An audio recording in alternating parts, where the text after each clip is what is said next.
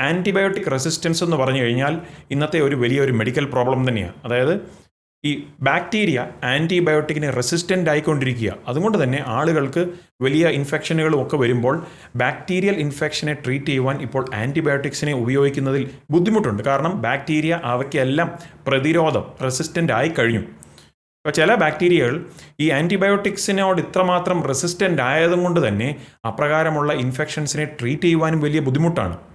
ഈ ബാക്ടീരിയോഫേജസ് എന്ന് പറയുന്നവ ബാക്ടീരിയയെ മാത്രമേ ആക്രമിക്കുകയുള്ളൂ. അതുകൊണ്ട് തന്നെ ബാക്ടീരിയൽ ഇൻഫെക്ഷനെ ഫൈറ്റ് ചെയ്യുവാൻ ശാസ്ത്രജ്ഞന്മാർ ഈ ഒരു റൂട്ട് ഇപ്പോൾ നോക്കുകയാണ്. അപ്പോൾ ബാക്ടീരിയ റെസിസ്റ്റൻസ് ഡെവലപ്പ് ചെയ്യുമ്പോൾ AI ഉപയോഗിച്ച് പുതിയ ബാക്ടീരിയോഫേജസിനെ അവർ ഡിസൈൻ ചെയ്യും. ആൻഡ് അങ്ങനെ അവ പോയി ബാക്ടീരിയയെ ആക്രമിക്കുകയും ആളുകളുടെ ജീവനെ രക്ഷിക്കുവാനും സഹായിക്കും. പക്ഷേ ഈ ഒരു ബ്രേക്ക് ത്രൂ വലിയൊരു കാര്യത്തിലേക്ക് കൂടെ വിരൽ ചൂണ്ടുന്നുണ്ട്.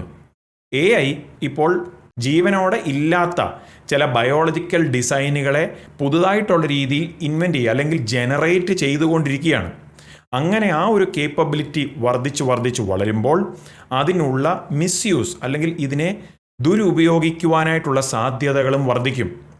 ഇപ്പോഴത്തെ റിസർച്ചിൽ ഒരു രീതിയിലും മനുഷ്യരെ ഇൻഫെക്റ്റ് ചെയ്യുന്ന ഒരു വൈറസിനെ ഉണ്ടാക്കുന്ന പരിപാടിയില്ല. അപ്പോൾ അവിടെയാണ് വലിയൊരു ചോദ്യം മനുഷ്യൻ ഫേസ് ചെയ്യേണ്ടി വരുന്നത്. അതായത് ഇപ്രകാരമുള്ള വലിയ ബയോളജിക്കൽ ശക്തി മനുഷ്യരുടെ കയ്യിൽ ലഭിക്കുമ്പോൾ ഇതിനെ ദുർവിനിയോഗം ചെയ്യുന്നവരുടെ കൈകളിൽ ഈ ഒരു ടെക്നോളജി, ഈ ഒരു സാങ്കേതിക വിദ്യ എത്തിയാലോ? കാണുക, ആർട്ടിഫിഷ്യൽ ഇൻ്റലിജൻസ് AI വൈറസുകളെ സൃഷ്ടിക്കുന്നുവോ? എന്താണ് ബൈബിൾ പറയുന്നത് എന്ന സന്ദേശം നമ്മുടെ ചാനലിൽ. അത് കാണുവാൻ താഴെ കാണുന്ന പ്ലേ ബട്ടൺ ക്ലിക്ക് ചെയ്യുക.